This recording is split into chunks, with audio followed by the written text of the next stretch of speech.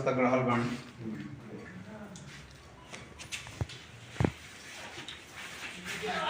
तो हम एयरलाइन में रिएक्शन में हम कुछ ना जानत रही हैं। डॉक्टर साहब और सन्नी जी अनी जा ठूठी बारी से चकदहवा गांव में, और एक अनीता मैडम रही हैं, वो हमरे साढ़ू के लड़की के यहाँ वो गांव में उनकर घर रहा। वो लड़की कहलस कि हमार मौसा डॉक्टर हूँ। डॉक्टर के नाम पर हुआ और हमरे पीछे पड़ गई नहीं कि मौसा कब आई।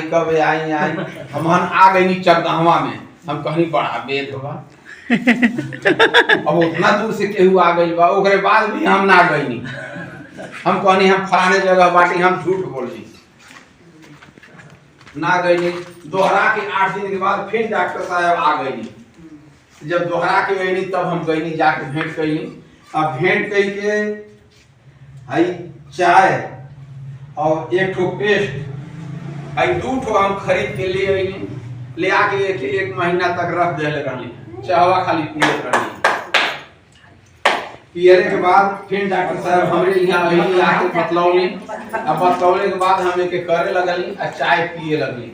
हमके बहुत ज्यादा फायदा भइल है। तब ओकरे बाद हम एक बेर गई ठूठी बारी से मीटिंग सुन के अइली और कुछ प्रोडक्ट लेके अइली। ओकरे बाद हम रामफल बाबू लगे फोन कई कि रामफल बाबू चले के बाद एक रिएक्शन कंपनी में हम ज्वाइनिंग ले ले बाटी।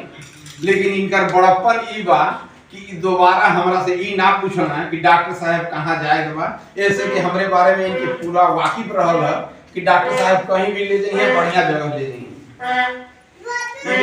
चले में सांस फूलत रहे, परेशानी रहल है।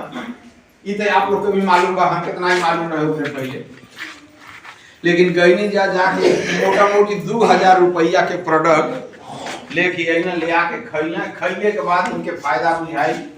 और ओकरे बाद हम जुट के एमे काम करे लगे और करे लगे जा। हमरे लड़की के 2 लड़का के महतारी बा, हमार बेटी, ओकरा कमर में दर्द रहे। तो जानते बाटे जब लड़की के दर्द बा तो ओकर महतारी के कितना दर्द होत होई कि हमरे लड़की के दर्द बा आप सुनत नहीं बाटी। वो लड़किया के दवाई करी, सुई लगा दी, ललका पियर का सुई लोग जानत रहे लोग। लेकिन हम कहनी हम एक ललका पियर का सुई ना लगाई। तो ओके एस्पोलिन ऊपर बा वही एस्पोलिन से ना उना है। हाँ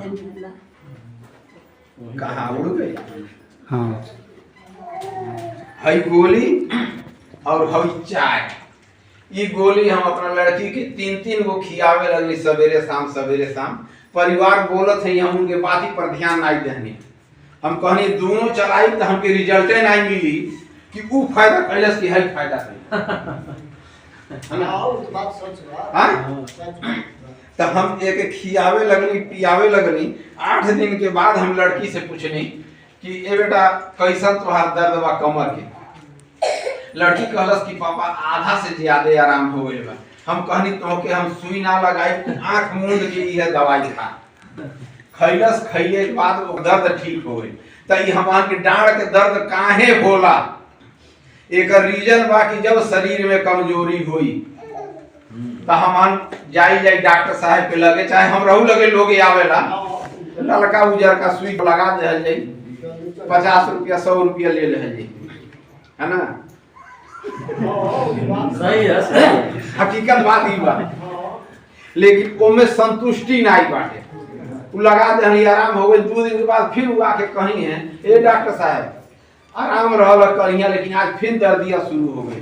तो हैसन अगर प्रोडक्ट खियावल जाई, उनका शरीर में एनर्जी रही तो 100 बरस काहे न जी है। जोरदार ताली एकदम।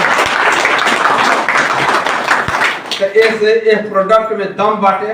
केहू भी एक आजमा के देख लेवे, फायदा करता कि ना के तो बतिए नहीं बाटे। हाँ एक खून आ जाता देह में। तो खूनवा जावा तो दहिया में चंगरा होता, शक्ति हो जाता है। हाँ खून होता तो शक्ति हो जाती है।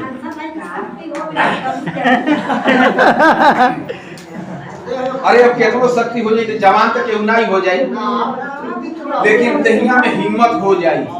दैया में हिम्मत हो जाए, उ चले फिरे लगे हैं।